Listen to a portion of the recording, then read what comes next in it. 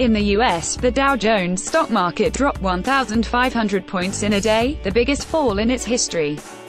The UK followed, losing 217 points in 5 minutes, although there's been a small recovery since. Headlines scream about the billions wiped from markets across the globe, triggered by the US collapse. But should you remotely care? We take a look at what a falling stock market means for your job, your savings and your pension. Why the markets are crashing. It's a record fall in the US. In the US, there's a fairly straightforward explanation for the crash. People put money in the markets to make a profit. That means if you're better off putting it somewhere else, a savings account, for example, you don't put it in riskier shares. For a long time, interest rates have been low and that makes shares the best way to make money. But there are increasing signals interest rates are about to start rising again, and that triggered a rush to sell off shares while they're high, before people start putting money elsewhere for safer returns instead. So, why is that affecting the UK? London prices are falling too. Image, Getty. There's an old saying, when the US sneezes, the UK catches a cold. Which is the sort of thing stockbrokers say instead of the US is a really important market, and what happens there influences us too.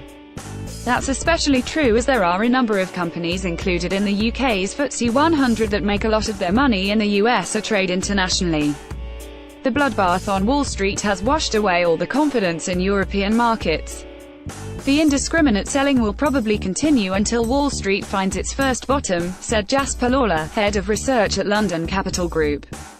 The good news is that the UK's leading shares have recovered from this morning's collapse, rising 100 points this morning after the initial sell-off. The FTSE 100 was off its lows of the day half an hour into the trading session, down around 150 points from yesterday's close, Lawler said. We're still down on the day, but prices are broadly where they were at the start of the year. Does any of this matter? Why it matters outside of the headlines. Image, Reuters. The stock market is not the economy. Prices rise and fall all the time.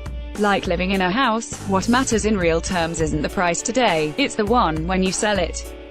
But, much like house prices, a rising market makes people feel confident and more likely to spend cash, while a falling one makes them more nervous.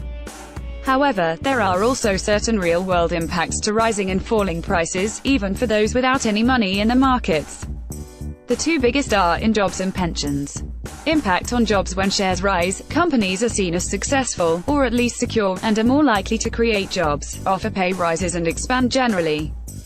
When stock markets collapse, companies feel under threat. That means they are less likely to raise wages and more likely to cut jobs than create them.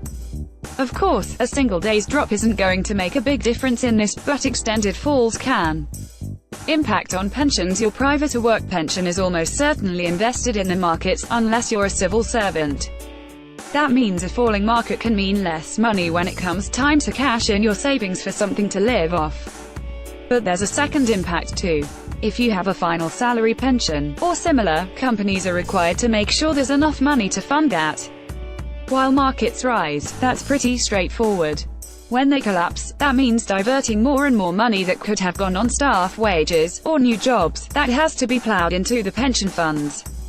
The cost of these pensions was a large part of the collapse of BHS, with the company seeing a £517 million gap between its commitments and the money it had to meet them. A rising market lets these firms breathe a little easier. All this means that, whether you have one or not, any company that has in the past offered final salary pensions is at the mercy of the markets to some extent. And that means your job there could be put at risk if they need to find cash to fund the pensions of the people who have already left.